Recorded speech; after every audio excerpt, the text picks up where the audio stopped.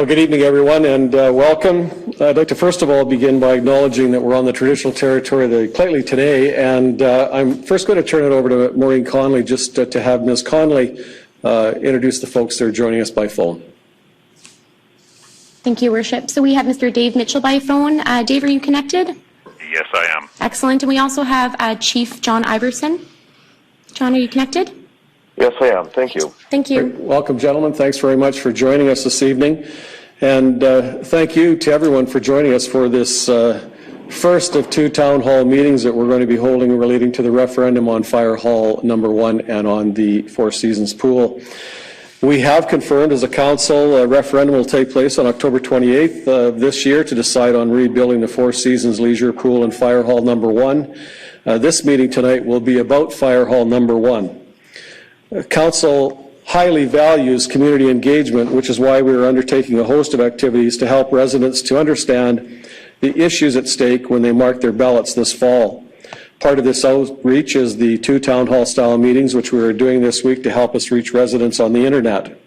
Right now, video of this information session is being streamed both on our website, like a normal council meeting is, but also on the city's Facebook page and facebook.com/cityofpg. The videos will also be made available to Shaw TV for rebroadcast, as are all Prince George City Council meetings. And to give you an idea of what to expect tonight following this introduction, City Manager Kathleen Soltis will be giving a short presentation regarding Fire Hall number 1, its current state and location, and the reasons it's going to be on ballots for voter assent during the referendum. Following that, there will be a Q&A session with the panel of local media representatives that you see before you. They have been seated in alphabetical order according to the names of their respective outlets. First of all, Elaine Meisner of 250 News, Alan Wishart of CFIS Radio, Cheryl Jan of CKPG News, Barbara Gernhardt of the Prince George Citizen, Bill Phillips of the Prince George Daily News. Thank you all for coming and for agreeing to the format of tonight's meeting. As an objective third party, we're relying on the media to bring forth questions they're hearing from the audience, their audiences, which include online, print, radio, and television. Questions will be asked by each representative in alphabetical order, starting with 250 News. We'll remind you that if you have a follow-up question, to please wait until your next turn to ask to keep things fair for all participants. The city has assembled a number of subject matter experts to allow us to answer your questions as fulsomely as possible. The media Q&A will continue until shortly after 7 p.m., at which point we will allow some time for questions from the gallery. For those of you who are here to listen in the gallery this evening and who would like to ask a question during the event, please just raise your hand and a cue card and pencil will be brought to you. We would ask that members of the gallery limit themselves to one question each to allow as many people as possible to participate. When your question is written on your card, please just raise the card in the air and a city staff member will come and collect it, and I will read it to the gallery for a response tonight by city officials. Once we have read through and answered the questions from the gallery, we will wrap things up for the evening, and we will get through as many questions as we can, and hopefully have the event completed by 7:30 p.m. So with that, I would like to turn things over to Ms. Soltis, our city manager, to introduce the folks around the table and to present the information on Fire Hall number 1. Thank you, Your Worship. The members of the city team that are with us tonight are Chris Delio over on the right-hand side. He's our Director of Finance. Beside Chris is Adam Holmes, City Engineer. Next is Rob Whitwam, who's our General Manager of Community Services. Then we have Rob Van Avercombe, our Director of External Relations. Beside Rob is Leslie Jackson, Legislative Assistant. In the media area, we have Mike Kellett, and he's our Senior Communications Officer. In the gallery, we have Cliff Warner, Deputy Fire Chief. Over on this side of the council chambers, down from me, is Maureen Connolly, our Deputy Corporate Officer.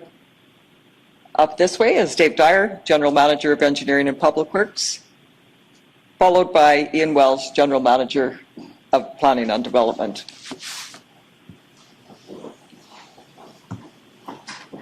Welcome to our digital town hall concerning Referendum 2017. As His Worship said, this session relates to Fire Hall Number 1, so I'm going to be doing a presentation concerning it.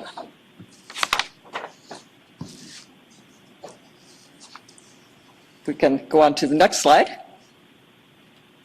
The presentation will include an overview of the City of Prince George's infrastructure investment needs, specific details concerning the need to replace Fire Hall Number 1, information about Referendum 2017, and tips on how to stay up to date between now and October 28th. In recent years, the City has been doing an inventory and condition assessments of its civic facilities. We have over 50 civic facilities of varying ages. This timeline shows that we have facilities that were built from about 1940 until after 2010. A number of the 50 facilities are nearing the end of their useful lives. This is Fire Hall Number 1, which we're all familiar with. And it's the facility that I want to talk to you about today. It was built in 1956, which makes it 61 years old now. According to a report done on the Fire Department Standards of Cover, Fire Hall Number 1 is a concern in terms of its physical condition and configuration, as well as its location. The report recommends that a new Fire Hall Number 1 be built in a location that would be more central to its response area, and that area would be southwest of its current location. During capital budget discussions, Council approved that a new Fire Hall 1 be built at an estimated cost of $15 million. Council has since also approved that authorization for the $15 million debenture debt be sought from local electors by way of a referendum to be held on October 28th. Fire Hall Number 1 is no longer suitable to meet current standards as an emergency response facility, emergency operations center, and fire operations communications center. It's vulnerable to flooding, although it currently serves as a site of 911 response for 79 fire rescue agencies through the central and northwestern parts of BC. As you can see from the picture, Fire Hall Number 1 is unable to accommodate newer, higher fire trucks.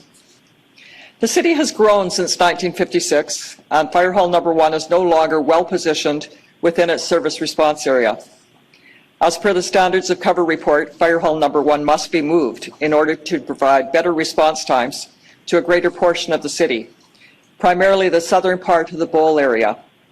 As such, a replacement for Fire Hall Number 1 will be built on the south side of Massey Drive, near the intersection with Kearney Street. Moving the fire hall to the Massey-Kearney area will expand its effective service area by almost 50%. As you can see from this slide, Fire Hall Number 1 has a long list of functional deficiencies. The building's located in a floodplain and is prone to flooding during storm events. Stormwater has ponded at the intersection of Dominion Street and 7th Avenue, backing up the bay doors of the fire hall, making it impossible for trucks to leave the building. As I said previously, the bay doors and inside height are insufficient for the size of modern fire trucks. This situation cannot be remedied because the building roof trusses of the truck bay are already at capacity, and height cannot be added without substantial structural modifications to the building. The building does not meet code requirements for proper fire separation and fire resistant ratings between different occupancies, nor does it meet code requirements for environmental separation for exhaust fumes between the truck bay and the space above, including the FOCC. There's a reported presence of asbestos used in the construction of the building.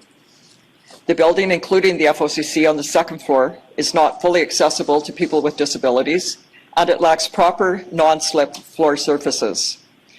Recent events have indicated problems with the backup power supply and with voltage surges that have damaged the uninterrupted power supply to the FOCC servers. The overall poor condition of Fire Hall Number 1 adversely affects the capacity of the department to remain in a state of readiness. Based on a high-level qualitative assessment of Fire Hall Number 1's facility risk, according to the city's facility risk framework, AECOM Consulting determined that Fire Hall Number 1 falls within the high-risk zone, as presented on this slide, and that's in the upper right-hand corner of the slide. That means that there's a high probability that the components that make up the facility will fail, and also that the consequences of failure in terms of the impact to the community from a social and economic standpoint will be high. AECOM Consulting indicated that to keep Fire Hall Number 1 operating would require significant retrofits, including post-disaster structural requirements, firewall separation between occupancies, accessibility improvements, and other building code related upgrades. The retrofitting cost would be about $8 million. The blue piece on this map is the intended location of the new Fire Hall Number 1. It's a city-owned property on the south side of Massey Drive, immediately east of the YMCA of Northern BC facility. This picture shows the 8-minute response map of the current Fire Hall Number 1. The 8-minute response time is the standard that fire departments are expected to meet in order to confine fires to the room that they originate in. The response time to the industrial area south of Hall Number 1 is an issue.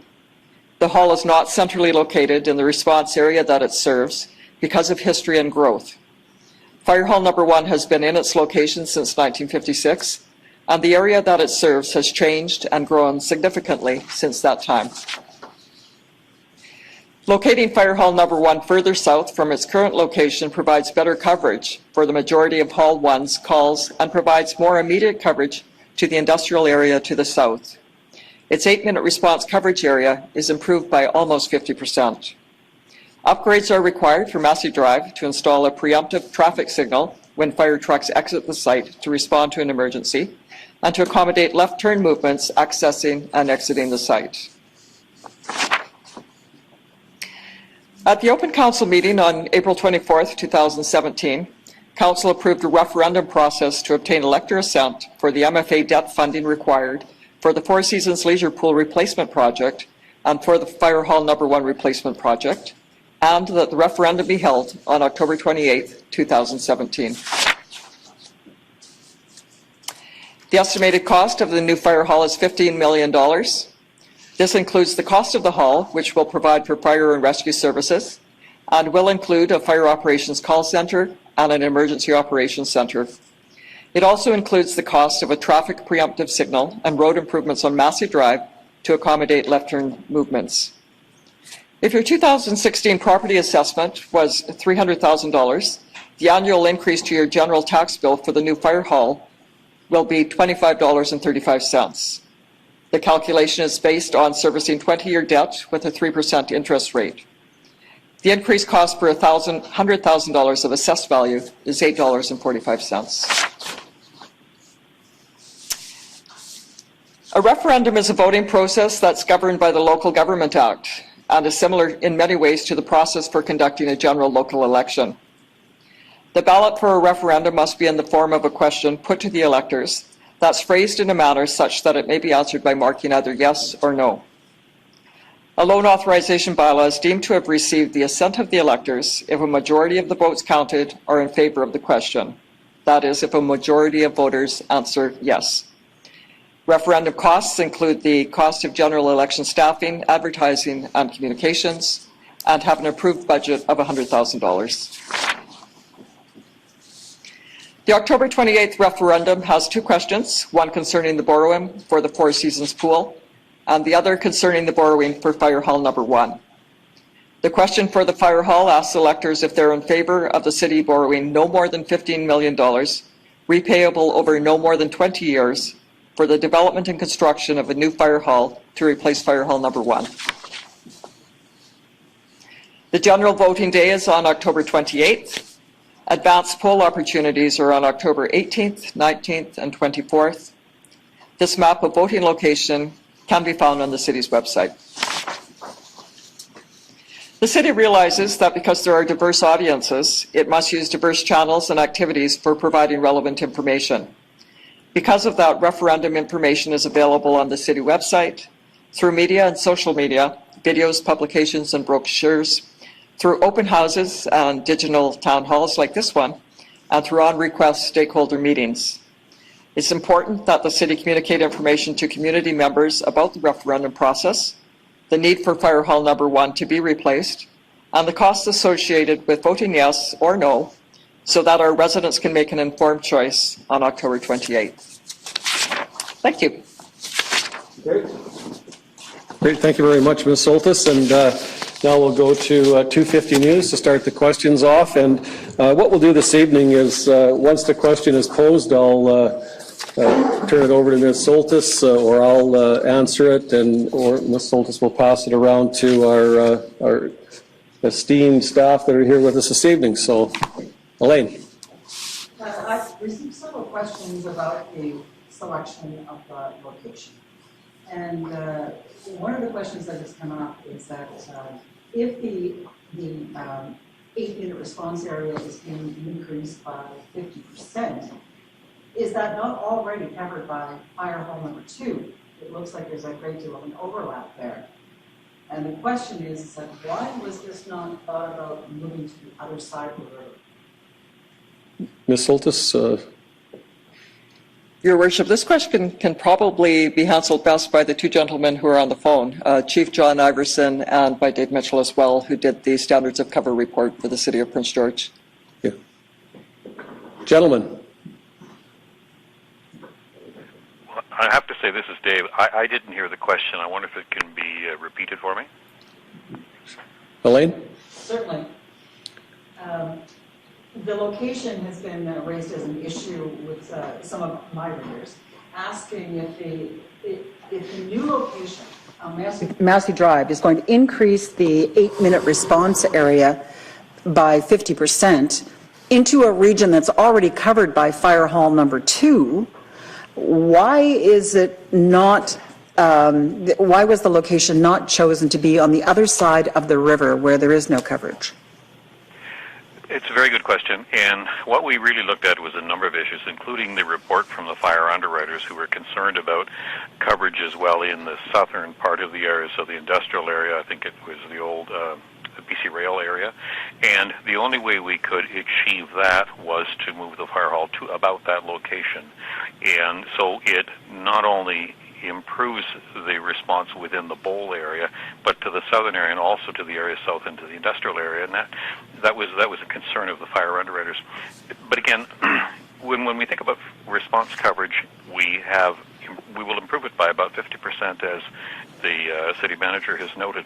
It will also increase the coverage by the two fire halls, because you're correct. Halls number 1 and halls number 2 both cover the downtown area.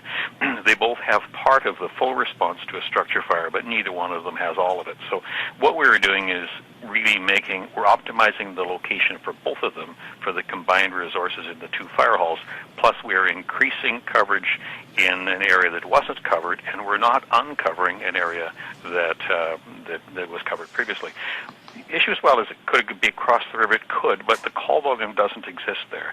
The call volume in Prince George, and we looked at years and years of data, and I must really publicly thank the department for their engagement and involvement in this. We looked at where their structure fire occurs, and not only do we increase the 8-minute response coverage area by about 50%, we cover a larger part of the area where, in fact, they have their fires. Great, thank you very much. Chief Iverson, did you have anything to add? No, thank you, Your Worship. I think Mr. Mitchell covered that quite nicely. Great, thank you very much. Ellen, CFIS Radio. Okay, one thing that was noted in the report was concerns with floodplain at the current site. Is Carrie Janeway Park area any better for being on a floodplain? Mr. Dyer. The actual latest floodplain mapping on our PG map shows the 200-year flood level, and actually the location that we have proposed for the new fire hall is outside of the 200-year floodplain. I'd just like to note that that particular area of the city, even though it shows it in the flood, even though the fire hall itself would not be in the floodplain, but we rarely have flooding in the VLA and Carrie Janeway area because of the Queensway Road dike that we have. We have a pump station that pumps over during a flood event, in that area. So I can never remember what flooding situation actually in the VLA and the Carrie Jane Gray area as a result of that. So in fact, this will be a better location because we do have incidents where we've had flooding due to rainfall events, actually, during a very major rainfall event in the current location where the fire hall has been put basically temporarily out of service while the waters subside. Thank you. Barbara. I'm sorry, Cheryl. Lost my track there. Cheryl, CKPG News. Kathleen referred to some significant structural changes or problems with Fire Hall number 1. Has the city ever looked at what the cost would be to fix those structural problems as opposed to rebuilding? Ms. Soltis. Yes, Your Worship, I can give a general answer to that, but more specifics can be provided by Adam Holmes, our city engineer. Mr. Holmes. Yes, thank you. So approximately about $8 million would need to be spent on that building to get it up to some sort of standard. And that would include fixing up some of the architectural, structural, electrical, HVAC systems. And at the end of the day, we would still have a very small fire hall for what our needs are. So that's a big challenge with that site. Thank you. Barbara, Prince George citizen. Wouldn't it be cheaper to have dispatch out of the Ospika Fire Hall and then renovate Fire Hall number 1? Was that alternative ever considered? Mr. Holmes, did you want to respond to that, or Ms. Soltis? I'm going to throw that over to Mr. Whitwam, Your Worship. Well, there would have to be a significant investment in hall number 2, and so that's the first thing. But secondly, leaving fire hall number 1 doesn't solve the bigger issue, which is the 8-minute response within its area. So that problem would still exist. And so this is an opportunity to fix that problem with the response area, and at the same time get a dispatch center that meets all the current specifications. Thank you very much. Bill, Prince George Daily News. Yeah, my question is sort of it's two-pronged, I guess. Is the fire department currently fully staffed? And what I'm getting at is with the larger, should the referendum pass, a larger fire hall, does that mean more firefighters? Chief Iverson? Mr. Whitwam, start with the Chief. Mr. Whitwam? Your Worship, we are fully staffed, and moving to a new Fire Hall 1 would not change the staffing. Chief Iverson, any comment? I know Mr. Whitwam what he says is accurate. We are fully staffed, and we would just be simply moving the complement of staff to a new location. Okay, thank you very much. Elaine, 250 News. I guess Dave Dyer would probably be the one to answer this. Moving to Massey would require some major changes to the roadway there and to access. And you recently did an interview with one of my staffers talking about widening the that roadway, left turn lanes, that sort of thing. How much is that kind of a project going to cost? And is it all part of this parcel, or is that something that's on a long wish capital plan? Mr. Dyer. The project contains the widening of the road, so the $15 million includes. I'm not sure of the exact number. I think about $1.2 million or so for widening the road and to allow for the left turn double slot to be put in. An interview that I had was I was talking about beyond this project, going further beyond. There would be probably it'd be a wish list at some point to be able to widen Massey all the way to the Pine Center for other reasons. But for this project, we're talking about up to the intersection or up to the turnoff on Griffiths Road from about that curve back to the intersection of Kearney and Massey. So there would be a left turn slot in that section of the road that basically around the Y, from where the Y is to the intersection of Massey and Kearney. So that's where we'd introduce that left turn middle slot, left turn lane. Okay, thank you very much. Alan, CFIS Radio. With the city expanding the way it is in terms of new subdivisions being built and everything, are there any concerns that we may need another fire hall in the near future as well?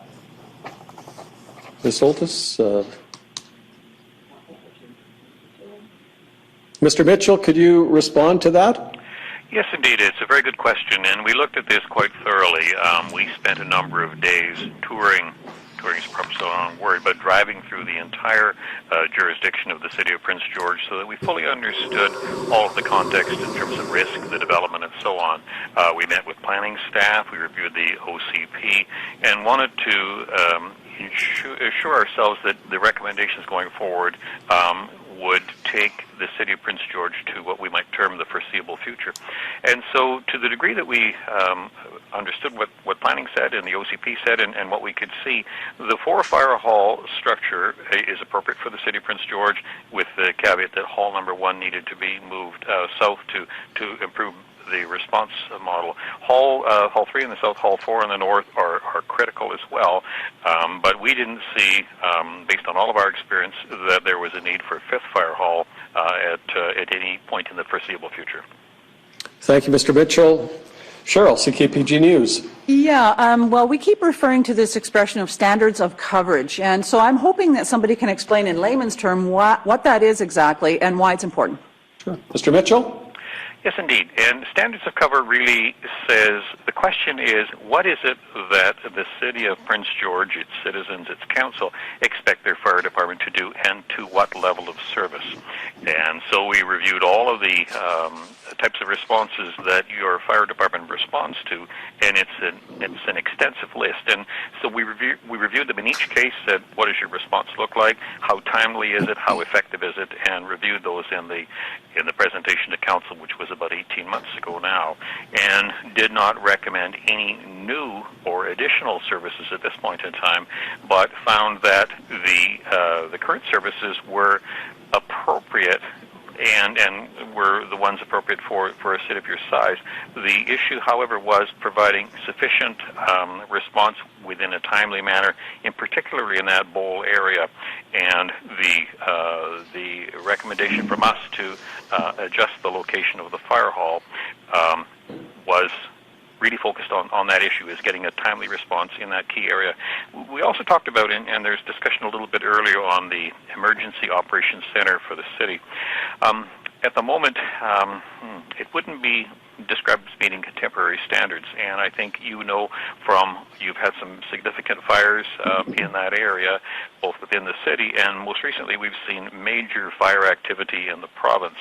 And these require a very effective emergency operations center with all of the appropriate opportunities to put people in, to put workstations in, to provide connectivity to radio and to mapping and so on.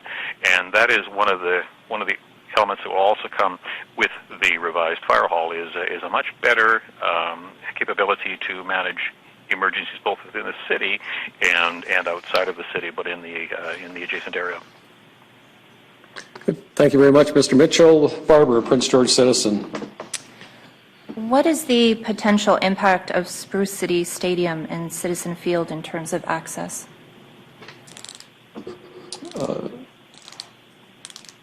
Mr. Holmes, Mr. Wells, did you want to weigh in on this as well, or Mr. Dyer? Okay. There won't be any impact to the fields, the access to the fields. And your question, Barbara, was around access to the fields off of Massey, and also the impact on the field itself. Yeah. Mr. Wells, do you want to talk about the field itself? And sure. The proposed site will have a minor impact on the existing ball field that is used as a practice facility for minor baseball. There will be some shifting of the backstop and the fence lines to accommodate that so that field can remain there. There may be a slight shift in the access point closer to Kearney, accessing that site in to that field. But overall, there will be no real impact. Bill, Prince George Daily News. Yes, the existing fire hall, should the referendum pass, what will happen with that? And is there any consideration of selling that piece of property to offset the cost of the borrowing? So and I'll respond to this, and then perhaps Ms. Soltis can follow up. At this point, we've had no discussion about what would happen with that particular site. There's a multitude of opportunities for us there. We could leave it as green space. It could be an investment or a development piece of property. It could be used for parking. It just has not been decided yet because we want to wait for the outcome of the referendum. But it's obviously a choice piece of property in our downtown.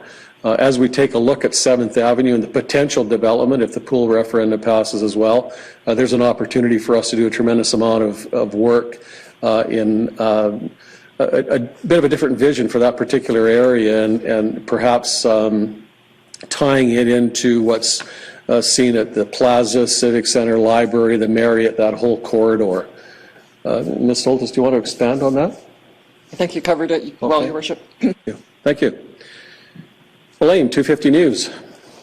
I want to talk or ask a question about the borrowing process here.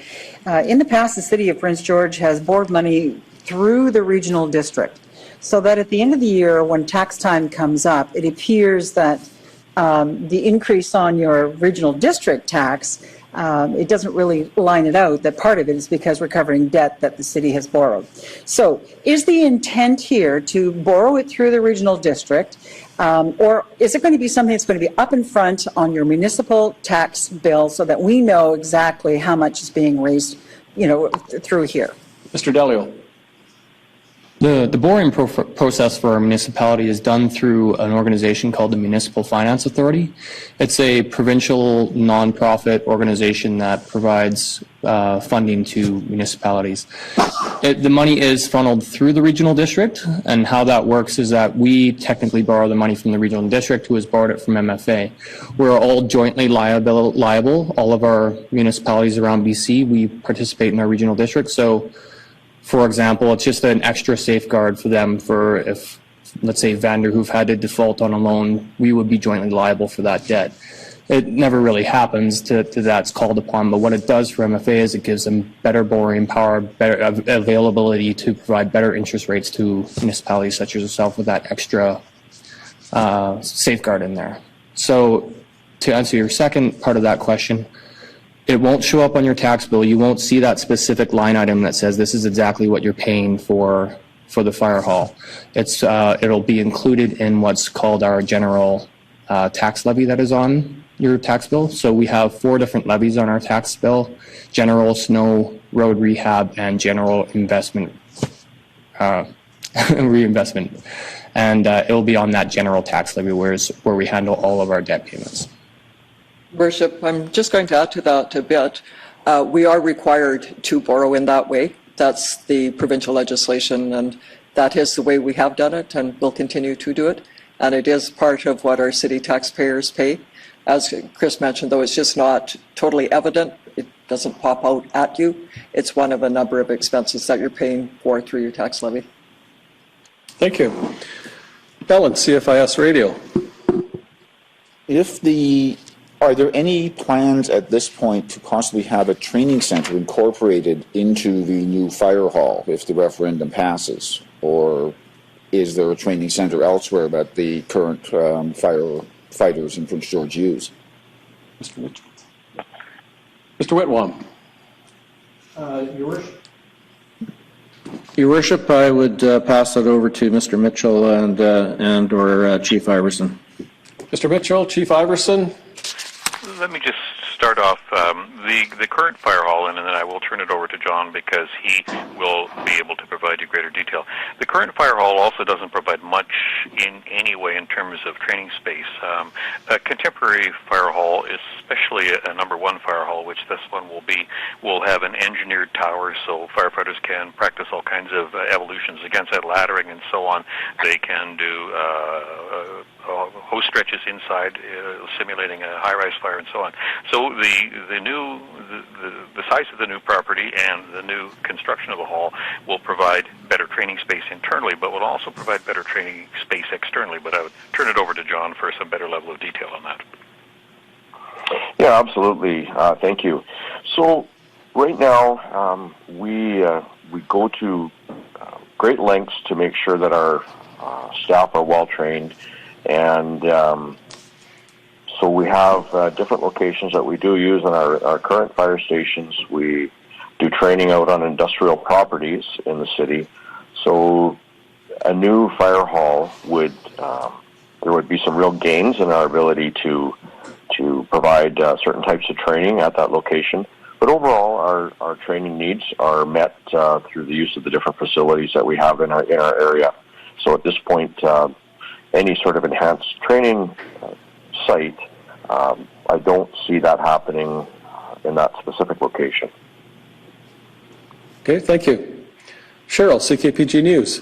Yeah, question for Rob Whitwam. How much revenue does dispatch generate for the City of Prince George? Mr. Dalio? Approximately $1.5 million, but that's it's a bit of a catch there. So there is a levy that the regional district charges all of the taxpayers. We collect that levy on behalf of them, and they pay it to us. So we have expenses of $1.5 million that is reimbursed to us from the regional district. Thank you. Barbara, Prince George Citizen. Regarding disaster standards, I know with the Caribou wildfires and the evacuation, it was a tough time getting together for meetings, very cramped space. So what will the new fire hall provide in that instance in the future? How will that be? Ms. Soltis, as director of the EOC, I'll put this on your plate, and you can distribute it amongst probably Mr. Whitwam, Mr. Mitchell, and Chief Iverson. Actually, I was thinking of giving it to Mr. Holmes. Oh, okay, Mr. Holmes. But the space definitely is needed. We began, as His Worship says, I was the director of the recent EOC, and we began our meetings over at the fire hall. It's very cozy, but it was small. It wasn't fit up electronically for the conference calls that we had to take part in.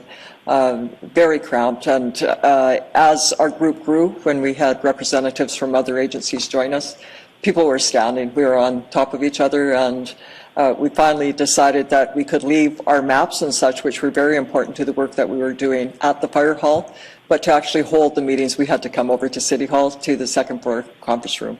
And certainly that worked, but it wasn't ideal. And in terms of what the new center will look like, Mr. Holmes has been working on the design aspects of the project, so I'll ask him to tell you about that. So the facility, the meeting room, so it'll be EOC that's fitted out with all of the, as was spoken about, all the electronic needs and redundancy and backup. So I'll have a normal meeting room. You might have a few plugins here and there, but this one will have multiple plugins for your data and your electronic needs. It's about 44 feet by 30 feet in size, so substantially larger than the existing one we have. And also we'll be able to use it for, obviously, for other training needs other than EOC, because hopefully we don't actually need it for the EOC. And we'll also have things like, built-in kitchenettes and stuff like that to help serve the people that are working in the EOC. Thank you, Mr. Holmes. Mr. Mitchell or Chief Iverson, do you want to comment on that EOC location? It's of a great importance to us given what we've been through with the wildfire situation. John, let me turn that over to you. Yeah, certainly. Thank you, Your Worship. So one of the important aspects of an EOC is the ability to run for extended periods of time multiple days and long hours. And a new location, or a new facility in a better location would also allow for a proper sort of ongoing emergency operations center for that to be up and running. And as we talked about the condition of the current building and the location that it sits in, it's not a suitable location and it's not a suitable building for an emergency operations center to operate out of. Great, thank you very much. Bill, Prince George Daily News. Yes, has the city or will the city look at other ways or other means of funding this, or are there other funding avenues available? I'm thinking federal gas tax money, Northern Development Initiative Trust, all those kind of things. Mr. Dalio, Ms. Soltis. We have looked at other sources of funding. Fire halls aren't an easy one to fund through federal and provincial sources of funding. They don't fit the criteria. In contrast, the Four Seasons Pool does, so we'll tell you more about that tomorrow night. But we're trying to be innovative. We're off to Union of BC Municipalities next week, I guess, or later this week. And because of our involvement in the wildfires, providing support to the Caribou evacuees, we are going to try to make a pitch to the provincial government that the fire hall receive some funding because of the EOC that's going to be located in it. But so far, that's the only avenue that we're able to try to tap into for federal and provincial funding. Great, thank you very much. Elaine, 250 News. The City Hall already has the annex. The RCMP have a huge conference room, actually a couple of conference rooms. Can somebody explain to me why we have to have the EOC at a fire hall? Can it not be here at City Hall? Can it not be at the RCMP building? It seems a little redundant. Mr. Holmes? Yeah. Again, typically with an EOC, you want to post-recovery, so you want to build it to that higher standard. Also, you'll have backup generators, multiple redundancies in your data and your electrical needs, which the other facilities that you spoke of don't necessarily have. So that's why you're looking at it. So it kind of makes sense when you're building the fire hall to that higher standard that we're building this to include your EOC in that. Ms. Soltis. I'll try to give that a shot. With this particular EOC that we were involved in this summer, it was called an ESS, an Emergency Support Services. So we were providing support to evacuees from the Caribou from other areas. But when we were on some of these conference calls, the people that we were talking to were in the areas that the fires were in. So they were in an EOC in a place like Williams Lake, and sometimes they were only a few of the residents that were left in that town. So they weren't just providing support to people, they had the fire that was raging around them, and they were in an area that was on evacuation order themselves. So that's where the points that Adam was mentioning come in. If you're the actual location at the emergency, the center you're in has to be built to a very high standard. And I think if I could just add to that, as has been said, the lesson we learned over the last 2.5 months of the evacuation process here is that the EOC is not something that you take down at night and rebuild in the morning. And so to have a designated location in the new fire hall is of the utmost importance, because then we don't take away from operational abilities here at the city or operational abilities at the RCMP office. Had we been into the RCMP office, or as we were here, we really took over the second floor boardroom, which impacted many of the departments in the building. So that's another piece of the importance of having it designated to a site. Ellen, CFIS Radio. If the fire hall referendum passes on October the 28th, what is the timeline being looked at for when construction on the new fire hall would be complete? Thank you. Mr. Holmes. Thank you. So we'd be looking at doing design in 2018 and then starting construction in 2019. It'll be roughly a 1 to 2 year construction project. Thank you. Cheryl, CKPG News. I'm going to put Mr. Holmes back on the hot seat. We've heard all about what the EOC will look like, but what will the fire hall look like? Is it just going to be a bigger hall, or is it going to have extra bells and whistles? Yeah, it would be definitely a bigger hall. It will have approximately 5 bays, the EOC center. It was built to take in factors such as our changing demographics of our firefighters. So we're starting to get more female firefighters, so we'll ensure that the hall is built for that as well. We'll start getting into more detailed design and what it will actually look like after we learn the results of the referendum. Chief Iverson, would you like to comment on that? Yes, thank you. It would absolutely be a modern fire station. So the needs of a modern municipal fire department would be well met in that new facility. And as Mr. Holmes said, the exact details of how that would look at this point, we haven't gotten there yet, but we certainly will be able to get there, and we'll provide the key here is we'll be providing a much better service out of a new building. And safe to say that it would be state-of-the-art, as Mr. Holmes has said. Barbara, Prince George Citizen. What happens if the overall cost is over $15 million? Sorry, could you repeat that? What happens if the overall cost is over $1 million? Ms. Soltis. Your Worship, we're going to do our very best to ensure that it's not over 15 million. What we're doing with the referendum, though, is we're asking the electorate for approval for us to be able to borrow 15 million.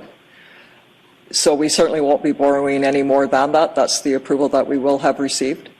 So if by chance it did exceed that amount, then we would need to go to other sources of funding, likely through reserve, Your Worship. Your Worship. Our friends from the media. Thank you. Bill, Prince George Daily News. Just following up a little bit on Alan's question there, how much is budgeted for the design work, and is that part of the $15 million? Mr. Holmes, Mr. Delio? Yeah. Yes, the design work is included in that, and it'll be roughly between $1.5 and $2 million would be for the design and construction services. Okay, thank you. Elaine, 250 News. So we know that it's going to cost, you said something like $845 for $100,000 of assessment. Can anybody give me an estimate of is there going to be any kind of a benefit to taxpayers in the terms of, I don't know, reduced insurance rates or anything? I mean, is that a possibility? Do you want to? Yeah, Mr. Whitwam, and then I'll go to Mr. Mitchell. Well, Your Worship, standards of cover and the work that the fire underwriters did, both of those bodies of work, I guess all play into how insurance companies look at the fire protection services in the city, and with that information, they then start to build what the rates may be throughout the city for various occupancies. So we see that we will be dealing with a number of shortfalls that have been identified through both of those processes, and we're hopeful that that has positive results in the long term. But perhaps Dave may have some additional comments he may want to make in that regard. Thank you, Rob, and I think you've described the insurance issue well. The other thing to think about when we talk about increasing the coverage within 8 minutes, you might ask yourself why? What's magic about 8 minutes? We now know that 8 minutes is really critical in response for a fire. There's now very, very good data that tells us that if we can respond within 8 minutes, we can expect to hold a fire to the room of origin. And so when we hold a fire to the room of origin, we can expect 25 injuries per 1,000 fires. But if we arrive after the 8 minutes, in other words, the fire has spread beyond the room of origin, the number of injuries per 1,000 fires goes from 25 per per thousand fires to 64 per thousand fires. We also know that fire deaths occurred about a little bit less than 2 per thousand if we respond and arrive within 8 minutes. If we respond after 8 minutes, we can expect about 10 times that much, 22.7 fatalities per thousand fires. So if we think about expanding and enlarging the area where before we could not arrive within 8 minutes, but now we can, we know that when we look at fire loss and fire injuries and fire fatality statistics, we will reduce the number of injuries, we will reduce the number of fire deaths. Great, thank you very much, Mr. Mitchell. Ellen, CFIS Radio. I don't think I've got any questions right now, but I would like to reserve the right to ask one again later. We'll reserve your right. Thank you. Thank you. Cheryl, CKPG News. Yeah, I'm going to be dating myself here, but I've been here a couple decades, and Fire Hall number 1 has been an issue over that time period. Can anyone anecdotally tell me how long a replacement for Fire Hall number 1 has been on the books? Mr. Whitwan, do you have that number? Your Worship, I don't know if I have a number. I could tell you anecdotally that it has certainly been an issue that's been under consideration for a long time, just as the RCMP building has been an issue for quite a long time. And so so that involved a process of trying to prioritize those projects, and the RCMP facility was the first one to get done. And in the meantime, there was also a lot more analysis of our vertical infrastructure and the asset management. So all of those things fed into obviously raising Fire Hall number 1 to the top at this point. Thank you. Chief Iverson, do you want to comment on how long Fire Hall 1 has been talked about as far as a replacement? Well, I think the word anecdotally is probably a great word to describe this, but it's been under consideration since I started in '87. There was discussions about that planning needed to take place to do something with the current Fire Hall number 1. Thank you. Barbara, Prince George Citizen. I have no further questions. Thank you. Okay. Bill, Prince George Daily News. Yes, the term post-disaster is used, and on the news today, of course, there's down in Mexico a huge earthquake, and not that we're in an earthquake zone, but am I correct to assume that the new facility will be built to survive a disaster such as that? Mr. Holmes. Something along those lines. That's correct. So when you're designing a building, one of the factors you take in, one of the biggest factors you take in, especially for an emergency building such as this, is are you going to designate it a post-disaster recovery building? So once it gets that designation, then there's a higher structural and architectural needs for that building, so it lasts during an earthquake or any other type of disaster that might happen. So redundancies in your electrical and HVAC systems, backup generators, all those come into account. Thank you. Mr. Mitchell, would you like to comment on that? No, I don't think I have anything further to add, actually. Okay, thank you very much. Elaine, 250 News. It's been mentioned that it would cost about $8 million to retrofit the current site. And Mr. Holmes has said that we'd still be left with a small building. The city has a lot of property. If you had expanded over into the parking lot for City Hall, the city's got parking available on the old Moorgate site on the east side of Queensway here. Are we not looking at doing something like that, or is it all about the 8-minute response time? Mr. Holmes, do you want to talk about the logistical piece? And I think that's a big component of it. The other component of it you have to remember too is we have to keep the fire hall open while we're doing the reconstruction of it. So that becomes a very significant and challenging cost that we'll have to take into consideration with any type of reconstruction of that building. And again, on the site, it's still kind of in the wrong area. We want a more centralized area to get that better response. And if I can add to that, Elaine, if we take a look at a parking lot on the Norgate Ed Delorum Enterprise car rental site, that takes away from a significant opportunity for investment on that particular location. Ellen, I'll go back to you. I have come up with another question. All right. CFIS radio. This is fire hall number 1 we're talking about, obviously. What are the lifespans we're looking at for the other fire halls in the city? Like, are we going to be coming back in 5 years saying we need to replace fire hall number 2? Mr. Whitwam. I want to go to Mr. Holmes and then Mr. Whitwam. Do you want to weigh in? We've done facility condition assessments on all of our other facilities. Right now, we're not looking at any replacements of those facilities in the next 10 to 20 years. Thank you. Mr. Whitwam? Thank you, Your Worship. And as Mr. Mitchell outlined, those other 3 fire halls are well positioned within their response area, so we don't see any issues with that. Thank you very much. Cheryl, CKPG News. Yeah, I'm going to kind of get a little personal here. So fire hall number 1 has been sort of one of your focuses since you became mayor, Lynn. So would this be, if it passes and there's a new fire hall, would that be something of a legacy for you? I don't know. I guess I would leave that to the panel to decide what my legacy is going to be when I leave here. But there's no question that, and I will say seniors housing, for example, Riverbend, those were some issues that I really wanted to see us address as a council. And certainly we have done that. And you're absolutely right. Fire hall number 1 was on my list. I think it's time for replacement. And as I said, we'll wait and see what you guys think about my legacy. Thank you. Barbara, Prince George Citizen. Thank you. I'm good, thank you. Bill, Prince George Daily News. Were there any other sites looked at before the Massey site, or was it that you kind of decided that was the one and you knew that right away, or were there other things that you looked at? Mr. Wells.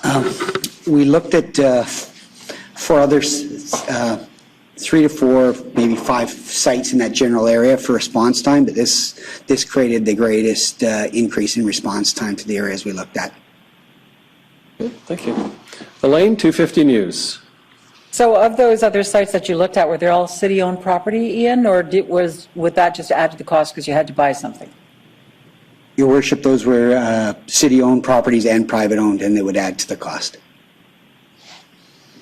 Alan, CFIS, good. Cheryl, Barbara, Bill? I'm good. Well, thank you very much to the panelists this evening, and boy, that was right on time. We're 4 minutes to 7. Mr. Kellett, do we have anybody from outside of Chambers this evening? No, and we have anybody in Chambers this evening wanting to ask a question? No one? No, you're good right there, Grant. So, out of curiosity, when you were planning to build this building, are you going to be building to LEED standards, or are you going to be looking to lower the carbon footprint with this building, or is this going to be adding to our carbon footprint in a substantial way? Mr. Holmes. You have to rephrase the question.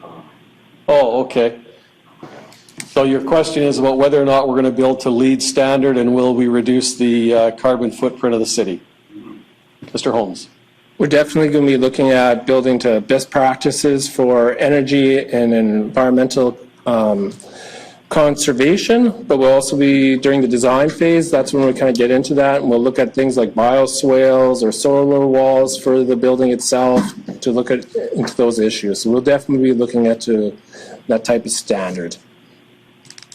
Okay, thank you very much, Mr. Holmes, and thanks for the reminder, Mr. Delio. I could have gone back, and we'll go back to Elaine to see if you've got any more questions, Elaine. It's Oh, no. everybody other than you said no, you're good. So I need to come back to you to make sure.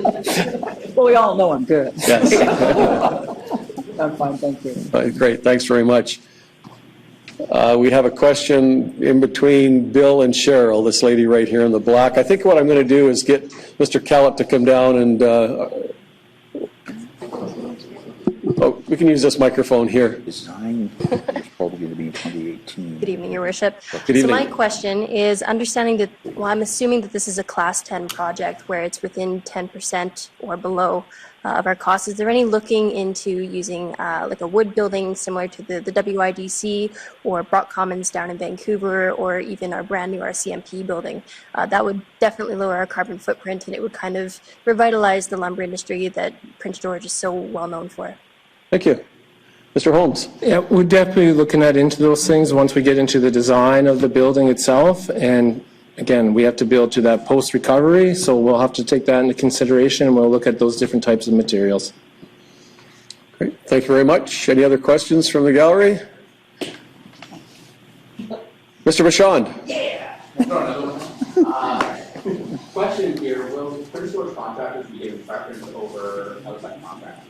So the question is, will Prince George contractors be given preference over outside contractors? Mr. Holmes? Ms. Soltis?